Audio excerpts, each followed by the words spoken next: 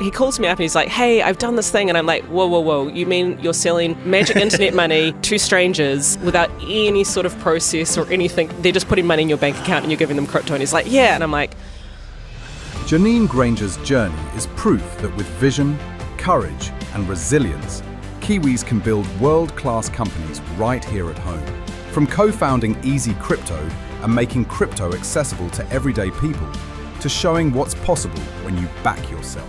I was working at a bank. What is this Bitcoin blockchain Yes. thing? So I was giving a lot of presentations to the bank and to clients around it. And people always ended with asking, how do I get involved? How can I buy some? And it wasn't easy at that stage. My brother was having the same thing and he's like, must be an easier way to do this. And he sits down and Googles what language are people coding in and then teaches himself how to code and builds the website in 5 days. Since we started, we've done over $3.5 billion of transactions.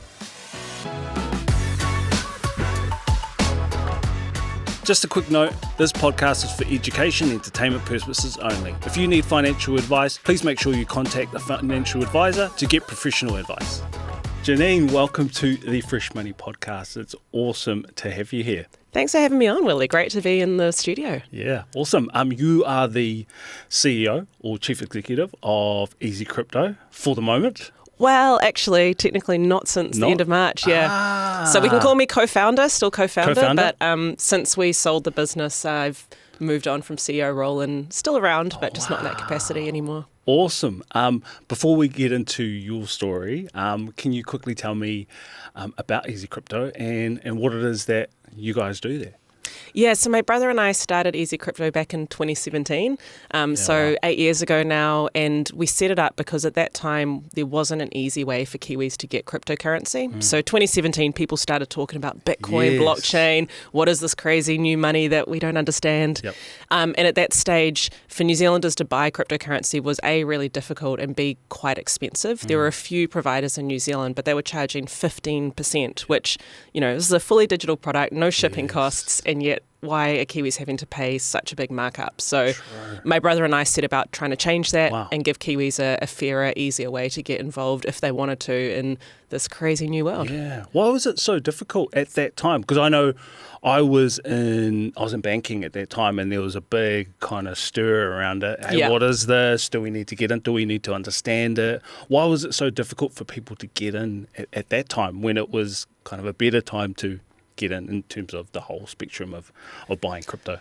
I think it was just because it was still quite new, particularly new in terms of mass market adoption. So, you know, crypto's been around since 2008, but for those almost that first decade, the mostly who was involved in it was people who were, you know, mining Bitcoin on their computers at home. Like it was a very, very small niche of people, and there wasn't demand for people to buy it and trade it. Not very much. So in that early stage, 2017, when I was in banking as well, and everyone's like, come talk to us about crypto, and I became the crypto girl. But yeah, there just weren't a lot of providers because there hadn't been a lot of demand up to that point. So for us, it was just, I guess, the perfect time to enter the market when demand started to pick up, but the supply side wasn't really there and the market need wasn't met. Cool. I have a million questions around, okay, let's go. around crypto, but let's come back. Let's start with you. Tell me whereabouts you're from and where did you kind of grow up, and had you always had an interest in money and crypto? Yes, I grew up in Oranga, just sort of near Onehunga. My family, one of the things that I'm really, really glad of is that my parents taught us about money quite early. Awesome. So, you know, they taught us the importance of saving. So we got pocket money, you know, like 50 cents a week. And we had to save a little bit of it. We're allowed to spend a little bit. We had to give a bit to the church. You know, you sort of learn how to divide your money up.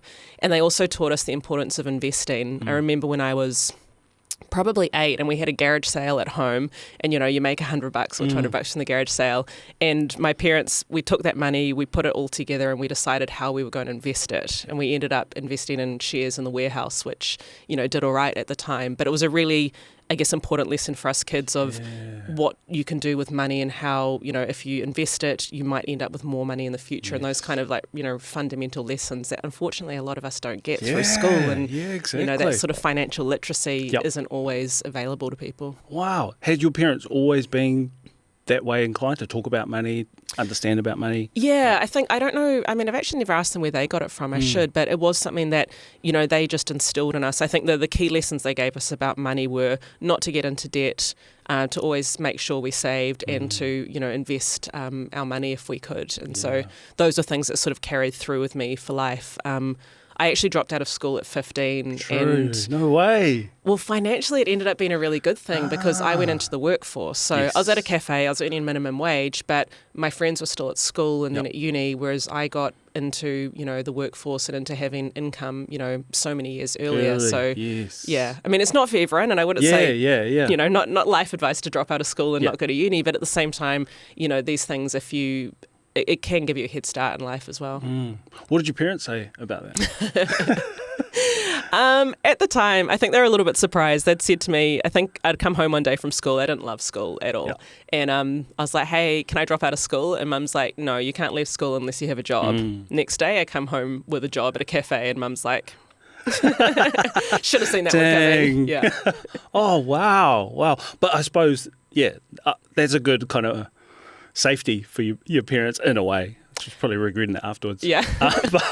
But also they had something to go to. Yeah, and they made me start paying rent. Like that was again just their thing of like if you're at school, you live at home for free. If you're not at school, you can pay rent. And so you've got that responsibility. Exactly there. Right. Yes. Again, you start learning about money and about what it costs to live and things that you don't necessarily appreciate when you're a kid.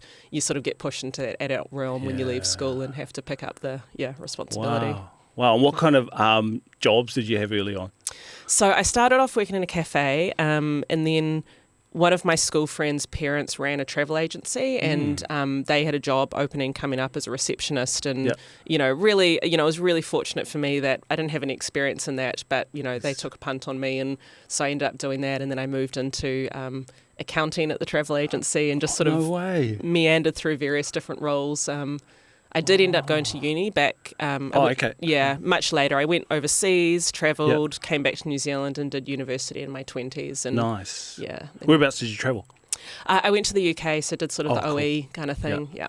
How important is that? Like, do you think to get a well-rounded kind of experience having that kind of travel? For me, I think it was really important. Like, it gave me a really good perspective on the world, not just the UK, but I travelled through sort of South America a little bit and seen a bit of Asia. And I think just understanding that there's so much more out there. And also people live such different lives to how we live in New Zealand. And living in the UK as well was great. It introduced me to a whole range of people, met a big sort of social network of people that, it's just a different lifestyle over there. Yeah. Yeah, awesome. And so you came back and did some study. Well, what did you end up studying? I studied economics because I was really interested in, money, and sort of, for me, economics is kind of this way to understand how the world works through the lens of money and value. Yes. And, obviously it's not everything, like, there's a lot more to how the world works, but it's a lens you can put over it. And it's a really interesting one, particularly, we've got all of these political things going on at the moment, stuff with tariffs, stuff with potential, geopolitical unrest, and sort of economics gives a really interesting lens across that. Yeah. Like, especially how those pieces affect the economics of not only your country, but your personal economics. Exactly, right? And, if you are in a position to be investing, what sort of investments should you be making with this instability, and how might, interest rates change? What does that mean if we have a house or a renting, and, all of that kind of stuff? Yeah, it's a fascinating topic. Yeah, it is. I love it. I absolutely love it. And that's part of the reason why I started this podcast, is because it's something that we don't really talk about, but we're expected to kind of have some knowledge around when we watch the news. It's a lot of the terms that they talk about, OCR, interest rates, all those things are expected that we're supposed to understand. Yeah, just like 100%. That. Yeah. It's like, what is this? It's like a whole different language, a whole different world. Absolutely. Awesome. So tell me about the kind of beginnings of Easy Crypto. I know you said you started with your brother. How did that even come as an idea, and then how did you actually make that work? This is an interesting story, and definitely blame my brother for this one. So I was working at a bank, and, like you, people like, what is this Bitcoin blockchain thing? So I was giving a lot of presentations to the bank and to clients around it. And people always ended with asking, how do I get involved? How can I buy some? And it wasn't easy at that stage, like we talked about. My brother was having the same thing, and, he was buying cryptocurrency for his friends and our family. And he's like, must be an easier way to do this. He sort of was like, I want to simplify this instead of me having to go off and buy crypto for all these people that want to get involved but don't know how. Maybe I can automate it somehow. And he sits down and Googles what language are people coding in, and then teaches himself how to code and builds the website in 5 days. And we've gone back and checked like our original like code commit dates, and we're like 5 days from having the idea to pushing the thing live on the internet. He's a bloody genius. So that is insane. Amazing, right? So I'm just the tag along. But he did this thing, and he calls me up and he's like, hey, I've done this thing. And I'm like, whoa. You mean you're selling magic internet money to strangers without any sort of process or anything? Just like they're just putting money in your bank account and you're giving them crypto. And he's like, yeah. And I'm like, I mean, I don't even know how many laws you're breaking, but I'm sure there's a few. I was like, take that thing offline right now. So then I came in on day 6 and helped him with setting up, all the stuff that you need to have around a business. You've got, a good idea and a product, but then you also need legal, you need compliance, you need customer support, marketing, finance, tax, all of that stuff. And, in our area, a very important one was the regulatory environment, anti-money laundering, financial markets, financial products. So I made sure that we had all of the right things in place for that.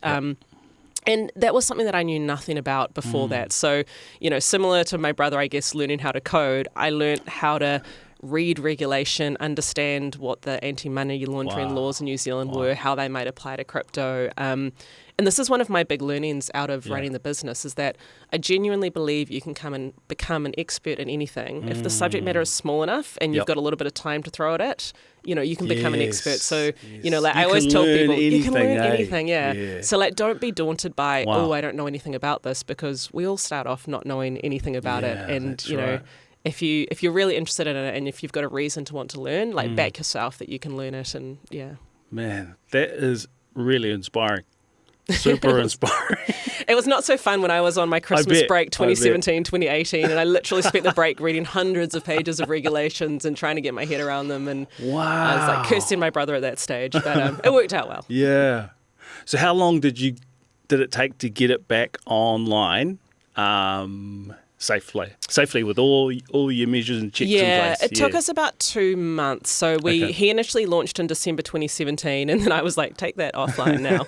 And we came back, I think it was in very beginning of February 2018, and we'd sort of rebuilt a lot of the technical infrastructure to so that everything we did was sort of built on the foundations of our regulatory responsibilities. Yes. And that was a really good foundation for the business. Like, in hindsight, that was one of the things that really helped us, in that we didn't have to retrofit in measures later. We'd sort of started from what does the law require and how do we build our tech stack to align with that. Great. You started with a great foundation, eh? Yeah. Because was there much regulatory things in place for crypto at that time?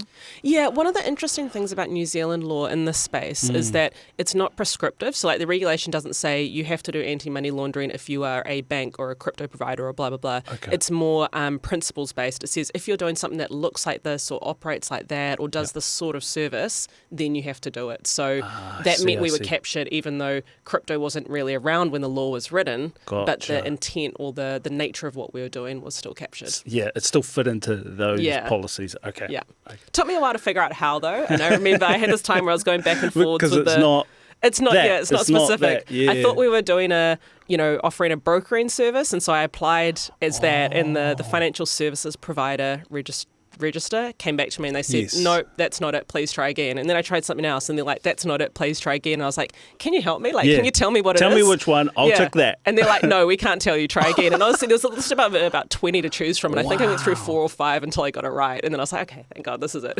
Wow, interesting. Man.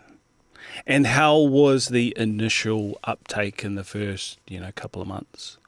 It was really really amazing. We went from being this new entrant to being the largest provider in New Zealand within 12 months. And that was without being able to do any advertising.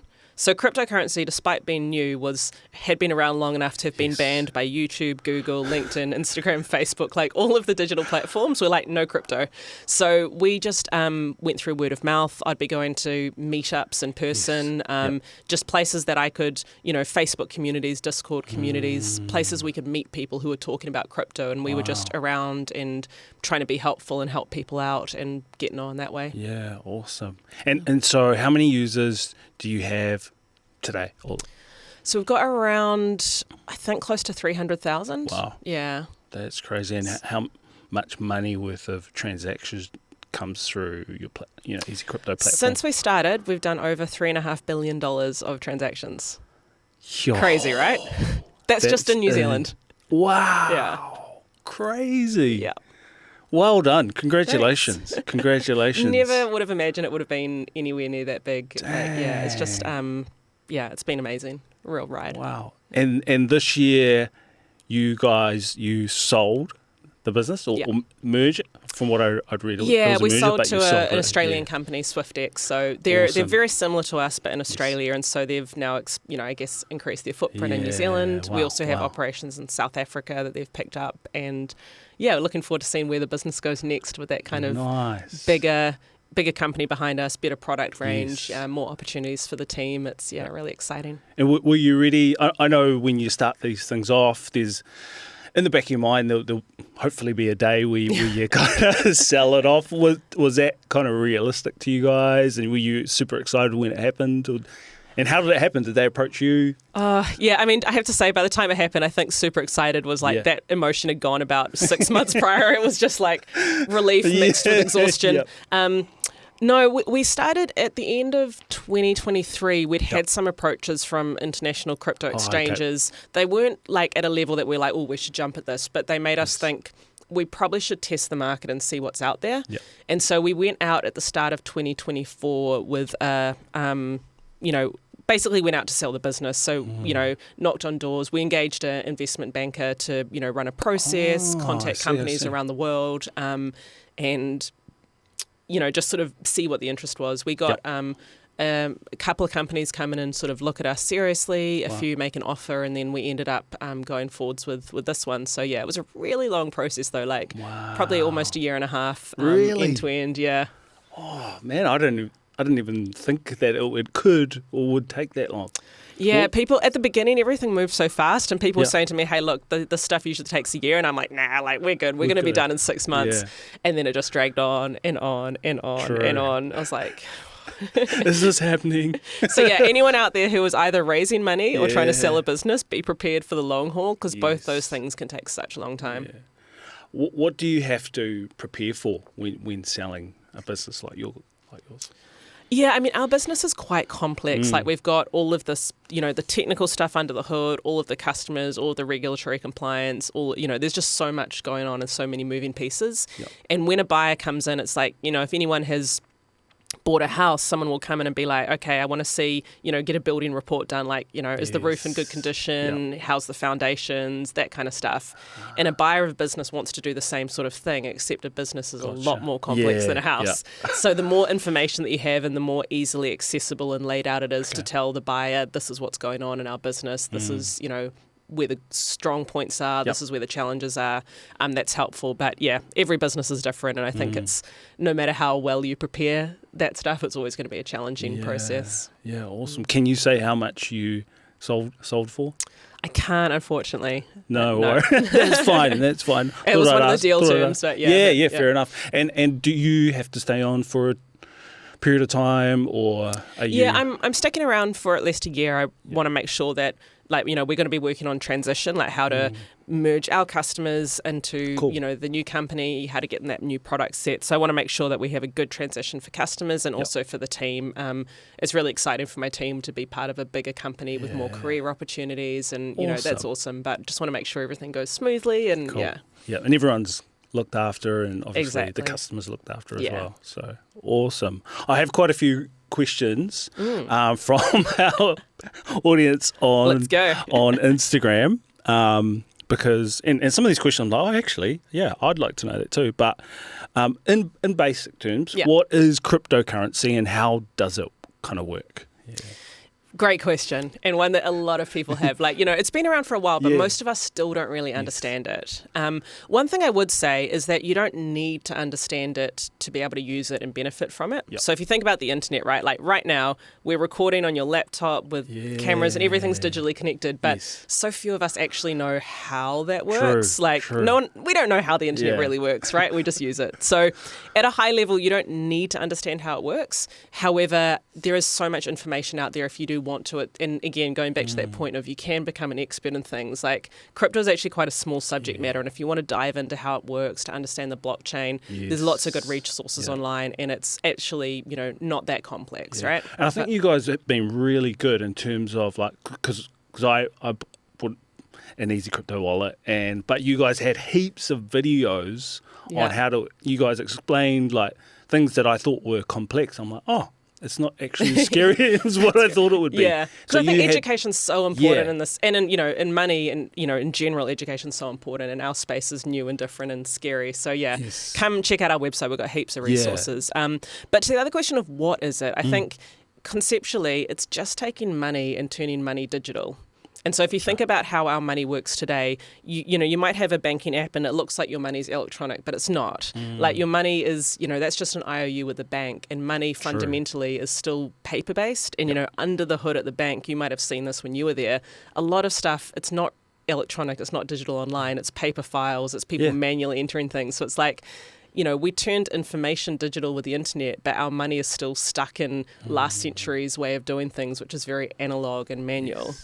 So if you can take money and turn it digital, that lets you create this whole new realm of financial products and services, things that like, programmable money or programmable loans and insurances, things that can automatically take different actions, move places based on, a set of instructions that doesn't need any human there behind the scenes inputting stuff. Yeah. So kind of in the same way that when the internet first started, we never could have imagined all of the, Ubers and HelloFresh and podcasts that we have today. True. We probably can't imagine what digital money will give us in the future, but there's going to be a lot of cool new stuff coming out. So I'd encourage people to get on board with it just to become familiar, and because there is no doubt in my mind that the world's going to move that way. Like money can't stay stuck in last century's pre-technology. It's going to come and digitize. Because everything's evolving so quickly at the moment. So the earlier you can get familiar with it and find out that, hey, it's actually not that scary, the better opportunity you'll have in the future in the next 5, 10, 20 years as more digital products and services come out in money. Yeah, awesome. Is it expensive to get into? Can anyone buy it? Yes, anyone can buy it. And this is one of the things that I really love about crypto is that it kind of has this idea of like democratizing finance, that like, even if you only have $1, you can have the same access and opportunities as someone with $1 million. Yeah, awesome. Because I'd read somewhere that you guys or someone compared you to like sharesies of Bitcoin. Yeah. I love sharesies, so it's a huge compliment. But like, I think there's a little bit of a misnomer that, a Bitcoin is worth at the moment, I think something like $170,000, but you don't need to buy a whole Bitcoin. Like a Bitcoin, you can divide it into like, I think it goes to like 8 or 10 decimal places, right? So you can buy 0.0000 something of a Bitcoin. And so at Easy Crypto, the lowest amount that we sell is $50. But if you're buying from a friend, they could sell you 10 cents worth of Bitcoin, right? You can start with next to nothing. Yeah. And with Bitcoin, like it might seem like it's, you're like, oh, what's the point in having 0.000 something of a Bitcoin? But it's still, if it increases in value in the future, it's the same return as if you have one Bitcoin, right? You're still going to, if it doubles, it still doubles. It doesn't matter whether you start from $10 or $1,000. Yes. Yeah. If you're serious about buying your first home, make sure you check out the First Home Buyers Masterclass. In this masterclass, we take you through the whole home buying journey, from getting pre-approved, finding your property, to settling. This will take out a lot of the confusion and make your home buying journey a lot easier. Make sure you check out the link below for our masterclass. How easy is it? I know how easy it is. I throw this question to you? to open an account and buy some crypto? Yes, very easy. Great question. So look, there are lots of places you can do this. It doesn't have to be with Easy Crypto, but we offer a way. We are the easiest way to buy crypto using New Zealand dollars in your bank account. So you don't have to pay credit card fees. You can go to the App Store, download our wallet, and you'll be able to buy crypto, and it will be stored in that wallet on your phone. And we've also got your back in terms of if you change phones, lose your password, that kind of thing. As long as you back up, and we'll guide you through how to do a backup when you set up the wallet. But as long as you back up, you're never going to lose your crypto. Nice. And is it safe? Yes. Yeah. How safe is it? Again, what I wanted to do when we built the wallet was to design a way that people, crypto would be unlosable. Because this was one of the issues with early days of crypto, and people have probably heard the stories of someone throwing a hard drive in a landfill, and it's like it was so easy to lose your crypto because it relied on you to back up or write down this list of words or another backup methodology. And the way that the mental model that we have around money is like, with your banking app, if you delete your banking app and then you reinstall it, all your money's still there, right? Yes. With crypto, if you delete your wallet and then you reinstall it, it's like, oh, money gone. Yeah. And people aren't used to that. So we wanted to make sure that we had a way that people could set up a wallet that was pretty much impossible to lose it. And so, we make it as safe as possible without us holding the crypto for you. And that's another option. If you're really worried about, look, I don't want to be entrusted with looking after my own cryptocurrency, you can use, SwiftX have a custodial platform, so you can put the money on their platform and they are looking after it for you. And so it's just a personal choice of, do you want to look after it yourself or do you want to have someone else looking after it? Yeah, cool. There's been a massive rise in scams and things like that recently. And you guys, how much do you guys return to customers in terms of scams? Oh, I don't have the figures at the top of my head, but it's been millions of dollars. Yeah. So my team works super hard to stop scams. One of the really big challenges for us is that scammers will coach people and tell them to lie to us. And so, if there's anyone out there listening that if you've got someone, maybe you've met them online or they've called you up with an investment opportunity, if anyone is encouraging you to invest in crypto, be super wary. And I'd really encourage you to come and talk to my team. Is that the biggest scam at the moment? Yeah. Coaching? The two sort of big people. scams. One is a romance scam where people meet someone online and they're in a relationship with them, but they're actually just a scammer and they need money for an operation or travel or this or that. The other one that's probably more common with our audience is investment scams where, maybe you come across an investment opportunity on TikTok or Instagram and the financial literacy that we talked about before, it's a real problem here because I had a guy last week who he was really angry at my team because they stopped him investing in this. He said, I'm sending to this website. My team looked at him like, that is a scam. And they wouldn't let him send. And he got so angry at them because he was like, this investment is offering me 4.5% return daily and you're blocking me. And I would have made, all of this money by the end of the week. And I did the math on this, and there are online calculators that you can use to do this kind of thing easily. I'm like, 4.5% return daily. This guy wanted to invest $9,000. At the end of 1 year, he would have had $86 billion. Now, you with me that this does not sound like a legitimate investment opportunity, right? Do you really think you can turn $9,000 into $86 billion in 1 year? No, but that's the power of compound interest, but it's also this financial literacy that we don't necessarily get taught of being able to sense check, does this thing sound real? So, it's a real problem with investment opportunities that sound too good to be true. And, if crypto is really dangerous for scams. So if you are investing in crypto, either hold it in your own wallet, like the Easy Crypto wallet, hold it with a trusted custodian like the SwiftX exchange. Don't send it anywhere else. If anyone is telling you to invest in this website or with this AI trading bot or anything like that, 99% of the time it's going to be a scam, but you can always come and talk to my team and just ask them, hey, check out this website, is it legit? So you guys take questions? 100%. We really want to make sure no one loses their hard-earned money to scams. It's really, it's really important to us that we help people make themselves financially better off, not worse off. So even if you're not a customer, just hit us up with a question and we'll always help. That's awesome. Yeah. Kind of leading on from kind of scams, what's the biggest myth that you see that people have around crypto? Ooh, it's a good question. Back in the day, it used to be crypto's killing the environment and crypto's only used for criminals. I think the environment one we've kind of moved past and crypto's become a lot more sustainable and green in many ways. So there's no giant factories somewhere, like. Because that was, I feel like I seen some video on YouTube or something about these massive factories in Iceland or Greenland or somewhere. There is and there isn't. So Bitcoin still uses this very energy intensive way of running its network. Other cryptocurrencies though have migrated to much more sustainable ways of running. But even the Bitcoin network, like a lot of that energy is renewable energy or it's off-peak energy, because there's all the financial incentives around using the energy for Bitcoin, people are, making sure they're using the most, the cheapest energy, which is often energy that otherwise would get wasted. So there's a lot happening in that space. But I think the myth around crypto just being used for crime is probably still quite pervasive, that, people think crypto's all about criminals and money laundering and Silk Road and all that stuff. And something that people don't realize is that with cryptocurrency, every single transaction is traceable. So if I send you some cryptocurrency, I can see it sitting in your wallet. That is publicly available information, and I can see where it moves from there and from there and from there. So every transaction is public and visible forever. It's not always so easy to tie an individual person to a transaction, but once you know who's behind what transaction, you start to build out that information. So there is. I think, don't try to hide on your taxes with crypto. So, but also don't use it there's tax. You can still get tax on crypto growth. Is that how it works? Or when you sell cryptocurrency, so if you're in New Zealand, in New Zealand tax law, there's no tax on holding cryptocurrency. If it increases in value, no problem. But once you sell it or swap it, then you need to pay tax on any gain, or you can claim back tax on any loss. But hopefully, with the price of crypto at the moment, no one should be having made a loss on cryptocurrency. There's always better times to invest in certain asset classes. Is it a good time to invest in crypto?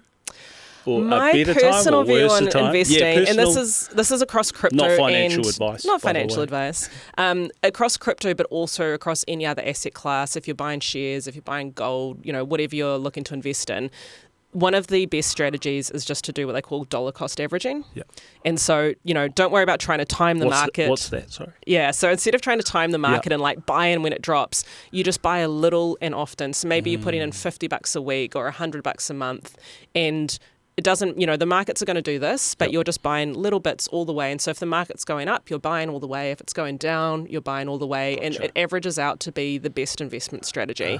If you could time the market, that would be a better strategy, but that's not typically possible. And I know from my experience, every time, I tried to time the market in crypto, it would go and do the opposite of what I thought it would. So I just gave up and I just, dollar cost average. I buy a little bit every month, and that's my investment approach. Yeah, awesome.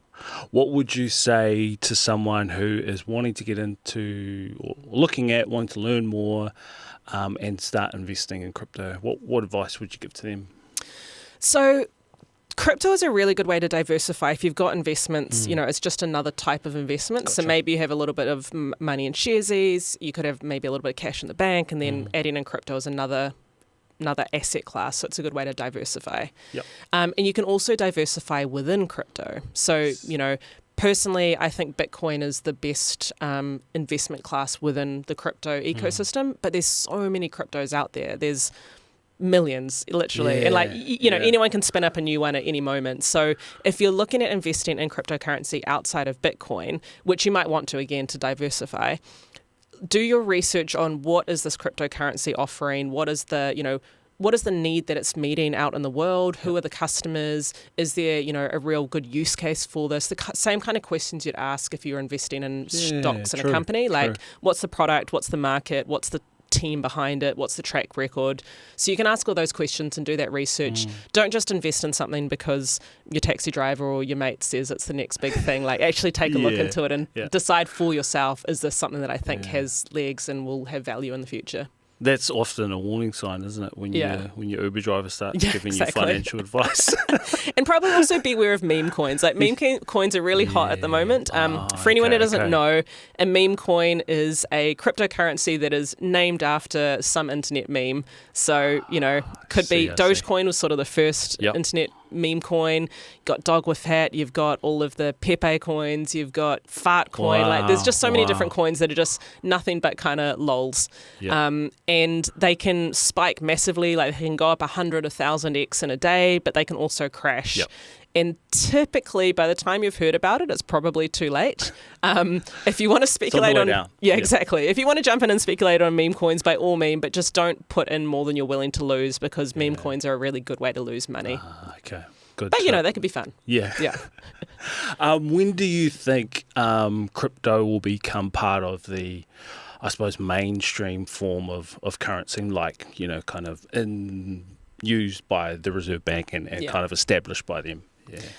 I think there's already, most countries around the world are exploring central bank digital currencies, which is what they call it when the government or, the Reserve Bank issues money like the New Zealand dollar on a blockchain rather than issuing it privately to banks. Yep.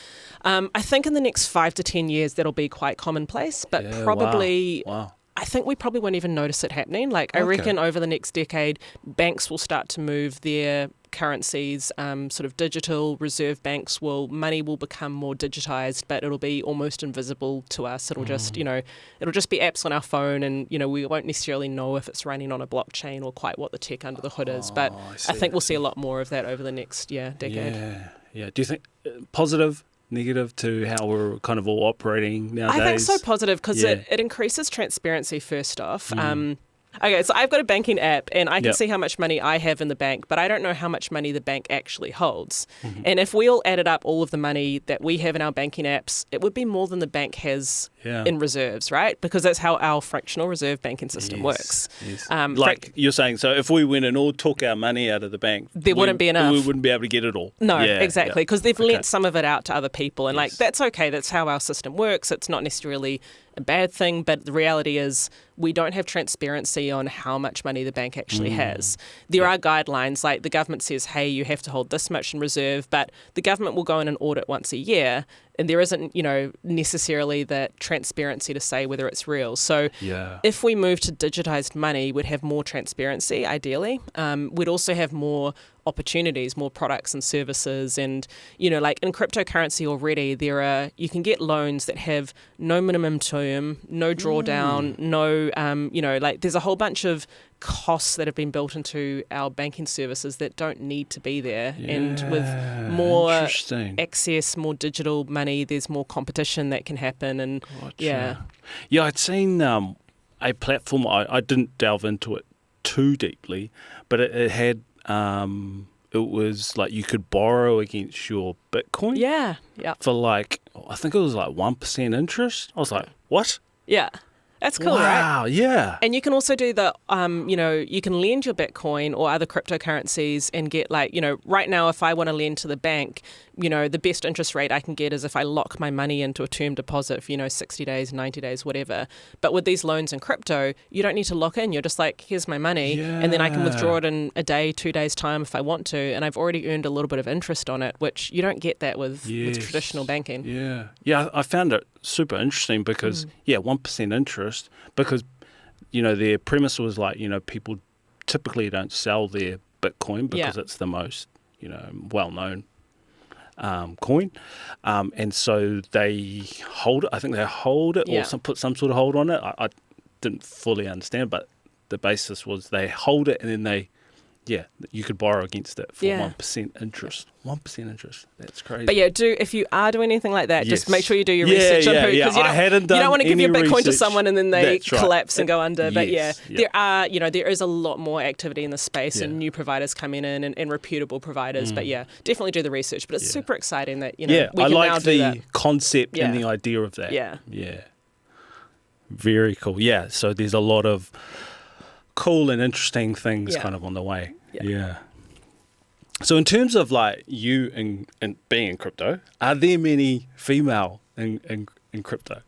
Yeah, there's a fair few of us. Yeah. I've only heard of yourself. Yeah, well, I mean, the crypto industry in New Zealand is pretty small, but globally there's quite a few women CEOs of different crypto companies, quite a few women developers. We're definitely the minority, but not, that small. I remember when I started in crypto, I was would go to conferences and the entire lineup for the entire conference, not just a session, but the entire day would be male. And I'd be like, hey, organizers, can we perhaps get a few more women? Because we're out there, right? And then the organisers would be like, great, we'll put you on the lineup next year. And I'm like, but, you know, Dang. then I had to lean in because I was like, well, actually, Big time. if I want to... That's what we want, right? Yeah, if I want to change it, I have to be part of, you know, that change. Yeah. And it's been really good because I Awesome. would not have wanted to do public speaking by choice, Yep. whereas I kind of, you know, forced myself into it. And now I can do things like come on podcasts and like chat with you and like I've sort of demystified it for myself, which has been really nice. Awesome. And how have you kind of grown as a leader, as the business has grown? It's been huge. Like, this is one of my favorite things out of the Easy Crypto journey is how much it's changed me personally. Hugely increased my confidence. My confidence in my abilities as well. Like we're talking about before, that whole thing of you can become an expert in something. And like, I really genuinely believe that now. It's also, I've really loved being a leader, and prior to starting Easy Crypto, I'd never even managed anyone. Like never in my life had I had a direct report or someone I'm managing. And then I went to a company where at one point I had over 100 staff. And so I had to grow into that. But I also found I really loved it. Like I love making a culture where people enjoy coming to work. Awesome. That was always so important for me because I'd worked in businesses where you get to a Monday morning and you just do not want to get out of bed, and like it's just soul destroying having to go to work. And I'm like, if I'm going to start a company and I'm going to start employing other people, I don't want to be a destroyer of souls. You know, like I want people to love coming to work, to feel challenged, to feel inspired, to be, you know, that big chunk of your day that you spend at employment being, you know, value add to their life, not distracting. So yeah, that's been really fun. Like I've really enjoyed doing that. And I guess, I found that I had these leadership qualities that I did not know I had. And it's been really, really cool. Man, and how many staff do you guys have now? So we've got around 50 at the moment. Cool. Cool. Based all over are they remote or? Our whole team's remote. We've got maybe about 30 of our staff in New Zealand and the other 20 sort of off in various places overseas, mostly Australia and Southeast Asia. Has it been tricky to manage or? We started as a remote business. So when my brother and I were building Easy Crypto, he was traveling. And so we started working in different continents, which was probably part of the secret to success. I think we would have killed each other otherwise. But it made it easy. You know, as we started bringing in other people, like our first hire was someone based in Bali. Our second was in Christchurch. I was in Auckland. So, you know, we sort of started as a remote team and we just built our culture and systems so that they worked remote. And so it hasn't been too challenging for us. Time zones is the biggest thing. Like the further afield you stretch your team. Yeah, I didn't think about that. That's a hard one. You can't really do much about that. But otherwise it works really well. Yeah, cool. And now with obviously the merger with SwiftX, what is next for you kind of going forward? I don't know. I'm definitely, you know, there to make sure the transition goes well and, you know, staff and customers have a smooth time through that. For me personally, I think I just need to take a bit of a break. Like startup life is hard. Like anyone out how many there hours do you do typically or on average for the past, or how many years? I mean, for the past 7 years, it's been like always on. Wow. Like the only time I'm not working or thinking about work is when I'm sleeping. I went away for a weekend with some friends a few weeks ago, and it was the first time in like 7 years that I hadn't taken my laptop with me when I went on holiday. And I was just like, oh, this is such a nice feeling. Different. So I think I definitely need to take a bit of a break to recover and recuperate. It's been startup life is really hard. Anyone out there who's running a business knows it, and it really takes it out of you. And it's great. Like it's challenging and it's inspiring and rewarding, but it's hard. But you're running flat tack. And there's just always, things are always on fire. There's always chaos. There's always like, you know, in my industry, no one's ever going to die. That's the one good bit. But you know, we talked about turning over $3.5 billion. Every day, millions of dollars flows through the platform, which is the potential that, you know, there is millions of dollars of risk and liability going through at any one point in time, and it's just like it's a lot of stress. But it's a big responsibility, right? Wow, that's crazy. And you know, you are part of the Ministry of Awesome, is that right? Yes. What's your kind of role in there, and could that potentially be part of what you do going forward? So this is one of the things that I really was keen to do after Easy Crypto, is sort of help make sure I can pay it forward and help other people going through a similar journey. Because again, startup is so hard. So being able to wrap support and encouragement and advice around people. So with the Ministry of Awesome, I'm an entrepreneur in residence, and I work with the founders that are in their Founder Catalyst program.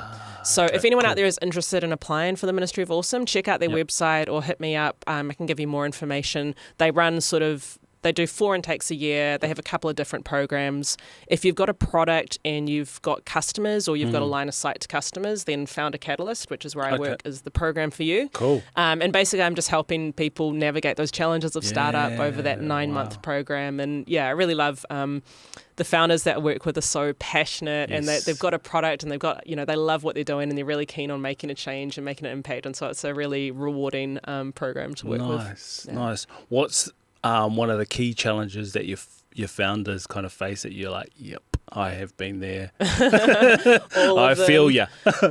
So many, right? I mean, there's fundraising is a big challenge. There's getting the right team. Like I work with some founders who are doing everything and it's like we need to get you a 2IC on board, or we need to get you another developer, or we need to get you, that journey going from one or founder team to founder team plus others is such a hard leap to make.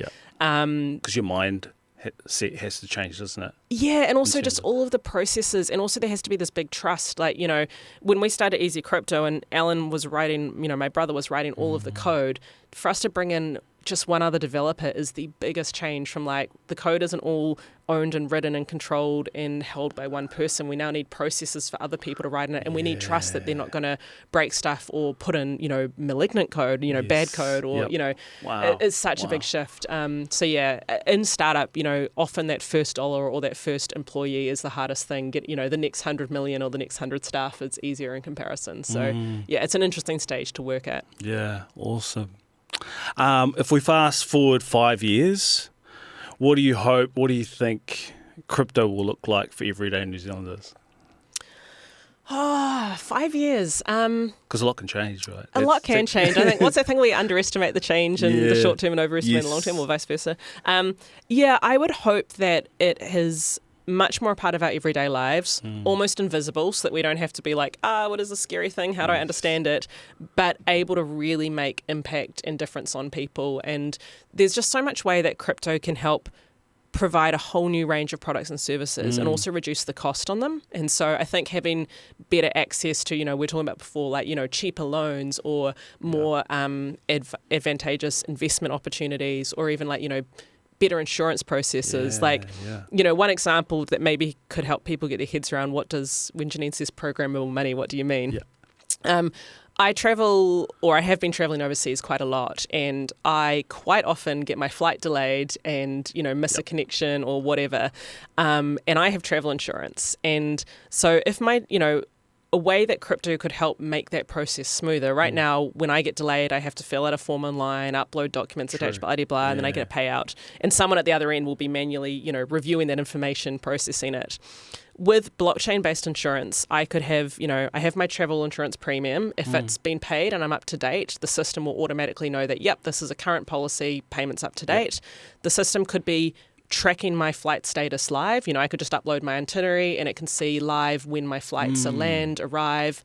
If my flight's delayed and it can see that I've missed my connection and I have to stay overnight, automatically drop, $400 or whatever the payment is in my bank account, so that I already have the money. By the time I'm on the ground and ready to go book a hotel, that payment's already been made. And I haven't had to apply for it. No one at the insurance companies had to approve it. It just all is automatic. So think about how much money that saves, how much more efficient things are, better customer experience.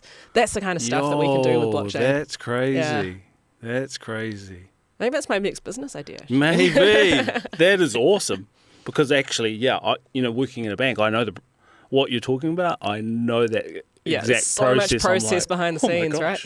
Like there's probably 3 or 4 people working at that on different stages, and so many efficiencies. Yeah. Wowzers. Awesome. I like it. Janine, thank you so much for coming on the Fresh Moni podcast. I have one final question for you that I ask all my guests. What does wealth mean to you? It's choices for me. I think wealth is about having the opportunities to do what you want to do. I think money for money's sake, there's no point in that, but money to the point that it gives you ability to live a healthy life, to spend time with friends and family, to do the things that matter. That's wealth. Yeah, awesome. Well, thank you so much for coming on. Thanks for having me, Willie. You're an absolute legend. Thank you so much for sharing your wisdom and knowledge. And I wish you all the very best for the future, whatever that may look like. Thanks so much.